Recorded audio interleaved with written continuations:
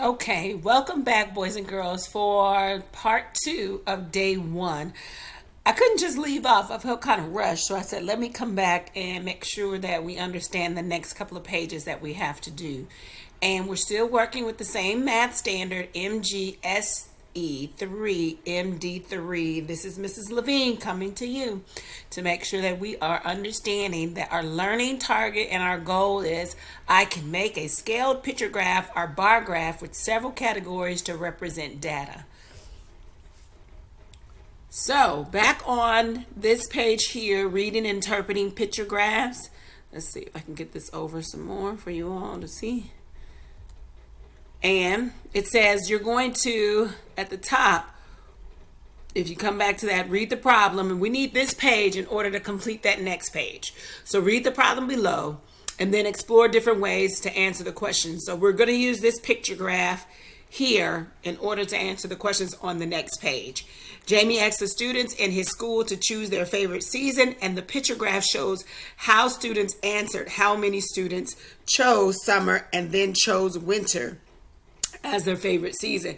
Keep in mind, you need those key words when you are ready to answer that, and how many more is that key word. That's going to indicate what operation we're going to need to complete in order to get that answer. And we went over these, picture it, and it showed you a different strategy of how to lay it out to understand it more clearly. You can use pictures to understand the problem. A lot of times, we have to use illustrations sometimes to see it in order to be able to visualize or make sure that we understand it much better and clear. There's also another way you can model it, and we talked about the number line. We've used the number line on several occasions with other problems and other math activities that we've conducted throughout the school year. So using the number line, make sure that you are using the increments of fives when you are using this. And they basically use the winter. They're making two comparisons for winter and summer. And this one goes each number line starts from 0 to 35. But when we counted for winter, there was only, skip counting, 5, 10, 15, 20. So they did the exact same thing on the number line, 5, 10, 15, 20. And they come down to summer. If you use the pictures up here, it's 5, 10, 15, 20, 25, 30. Then we jump down to the number line where they're modeling it on the number line, 5, 10, 15, 20, 25, 30. So we want to know how many more. And you can clearly see if you're just using your eyesight on the number line that there are more on summer. So you can skip count to add those extra students. Let's go down. Ms. Levine is working this and learning this at the same time, so y'all bear with me from time to time. I have about 3 more days to upload for y'all, so don't talk about me too bad. Okay, now let's go to connect it. Now you will solve the problem from the previous page using equations, okay? And with that, same thing we did prior. We were answering questions with complete thoughts, and this is basically you being able to explain and using part of the question in your answer. What does the problem ask you to find?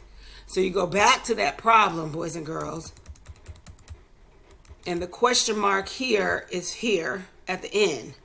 So that lets me know the picture graph shows how many students answer.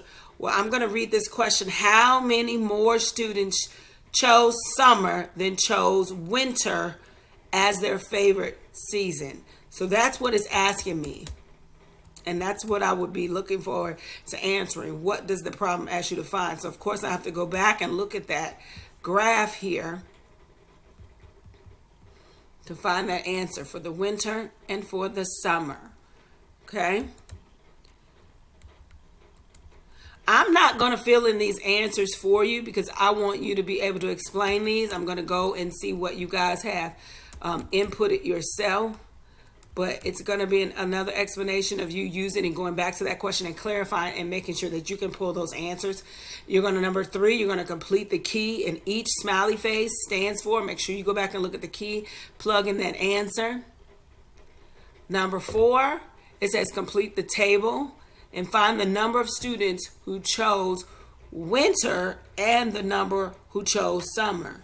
So they did winter for you. It was the number 4 and the times 5. You have to put that there. You can simply either skip count or do simple multiplication to put that there. Go back to the graph and count for the smiley faces that were in summer.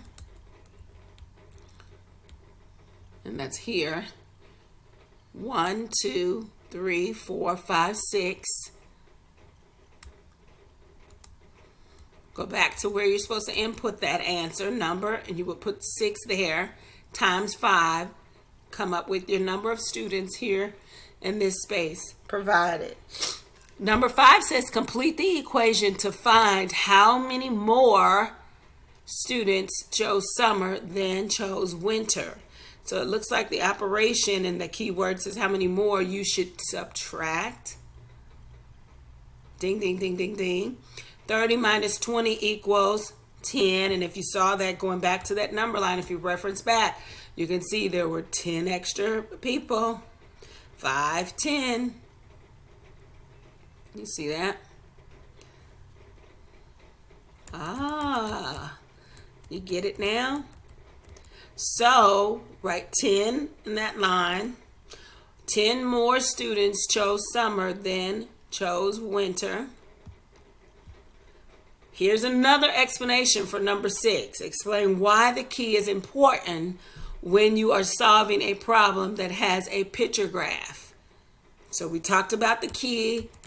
Remember to make mention about the key, what the key represents for each symbol. Hint, hint, hint, hint. And make sure that you enclose that in your explanation when you are explaining down here below. Excuse me, past it. Okay.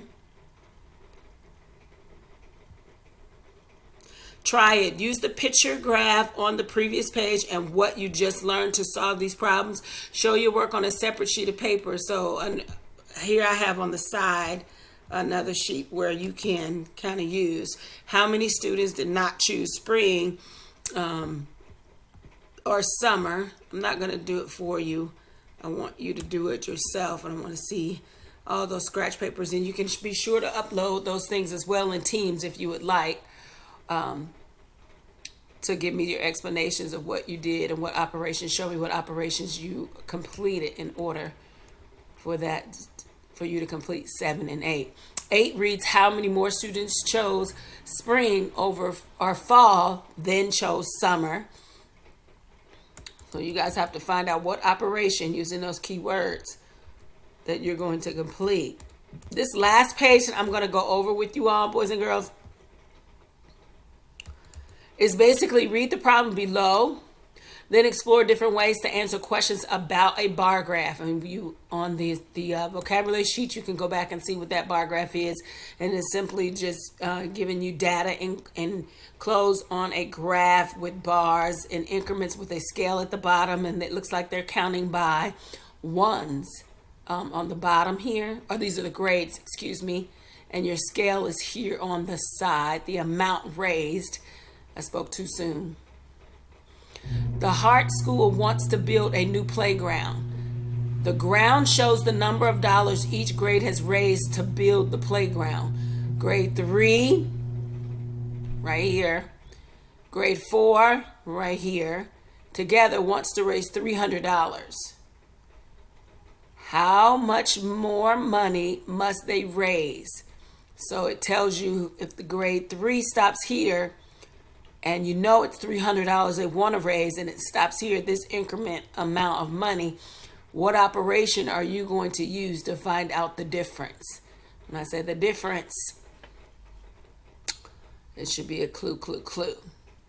Okay? The next I have is 4th grade, and they raised already this amount, $60. So, but you know they want to raise $300 together. Together is that key word. Together. So there's going to be different steps, 2 different steps that you have to make in order to solve this.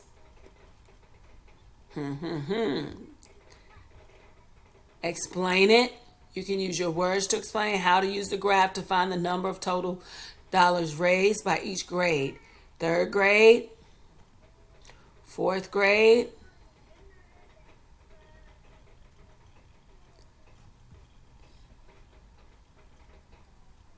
now that you know the information there, you've taken a second to read and pause.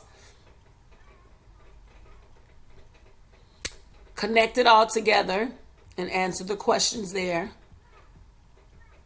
Once you've done that, boys and girls, you're going to have solve problems using scale graphs to practice on your own. It's an independent assignment. You'll be able to complete all of these. You should be able to, and hopefully make a rewarding score. Okay? Like I said in the last video, there will be teachers available to you from 12 to 2, and you can come on if you have some questions about something that you might be needing clarification or more explanation of. We'll be here to answer those questions for you on Monday. You can kind of pace yourselves and maybe work in the morning, half of it, then work on the afternoon on the second half.